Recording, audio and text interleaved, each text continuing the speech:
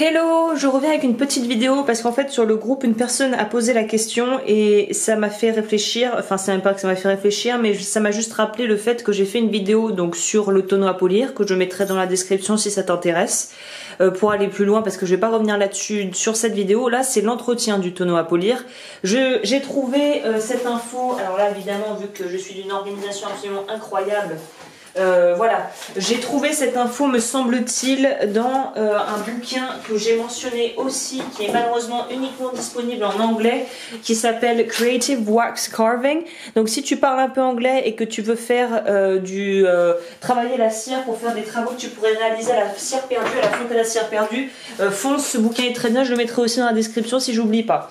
Donc là on en revient à ce que je vais donc mentionner, c'est dans son livre, elle explique ça, c'est comment entretenir ton tonneau à polir si tu t'en sers très souvent. Je dirais que si tu t'en sers plus de 3 fois par semaine, il faut faire ça quasiment toutes les semaines. Donc c'est un petit peu contraignant, c'est un petit peu chiant, mais en fait si tu ne le fais pas, il y a des dépôts qui vont se mettre à l'intérieur et avec le temps, tu vas mettre tes pièces dedans pour les nettoyer et elles peuvent ressortir noires. Et c'est lié au tonneau à polir qui a trop de résidus qu'il faut nettoyer. Une deuxième chose qui est super importante, c'est prendre... J'ai essayé le coup du liquide vaisselle qu'on recommande sur les forums parfois pour voir si ça marche.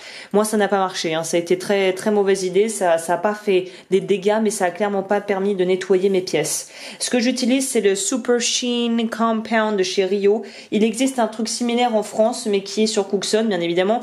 C'est des proportions absolument gargantuesques. Donc je sais pas ce que ça vaut. Moi je m'en sers pas énormément du tonneau à polir. C'est pour ça qu'un contenant de CD Ose évidemment. Bienvenue en Amérique.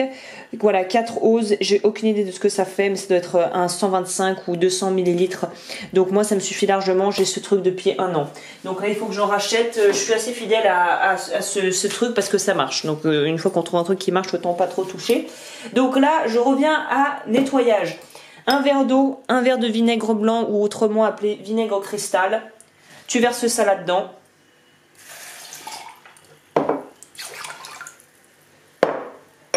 Tu refermes. Tu vas faire ça, tu vas laisser tourner ça pendant 20 minutes avec les billes dedans. Alors en fonction des billes que tu utilises, je sais pas si ça serait la même chose parce qu'il y a des... Je pense que oui, mais bon, regarde bien sur la mode d'emploi si tu prends des billes en céramique, si ça craint pas avec le vinaigre. Enfin, je vois pas pourquoi ça craindrait, mais bon, voilà, on sait jamais. Alors, on referme bien, on ficelle bien, 20 minutes sur le truc tournant. Ensuite, on va tout rincer à l'eau claire et avec un peu de... Enfin, il faut que ça soit tiède. On va tout rincer et ensuite, on repartira pour un deuxième voyage, une deuxième session où je reviens pour te présenter ce qu'il va falloir ajouter en plus. Donc voilà, ça y est, j'ai fait 20 minutes avec le mélange au vinaigre et là j'ai rincé à l'eau tiède, j'ai remis les billes dedans avec un petit peu d'eau à la hauteur de ce qu'on mettrait si on devait faire un nettoyage pour des bijoux normal, donc c'est un peu plus ou moins 1 cm au-dessus des billes au niveau volume d'eau. Et ensuite on prend du bicarbonate de soude qu'on peut trouver n'importe où en supermarché, bonne grosse cuillère à café de bicarbonate de soude.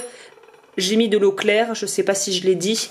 Et ensuite, on est reparti pour encore 20 minutes dans le tonneau à polir. Je veux dire à mettre en route pour 20 minutes. Évidemment avec une seule main parce que j'ai tout défait du trépied. Bref, toute une histoire. Donc là, on remet en marche la bête.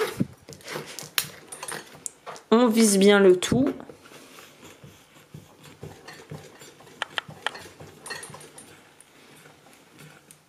Oh, ça va, je crois que j'ai pas besoin d'y aller comme une folle dingue, mais bon. Et ensuite,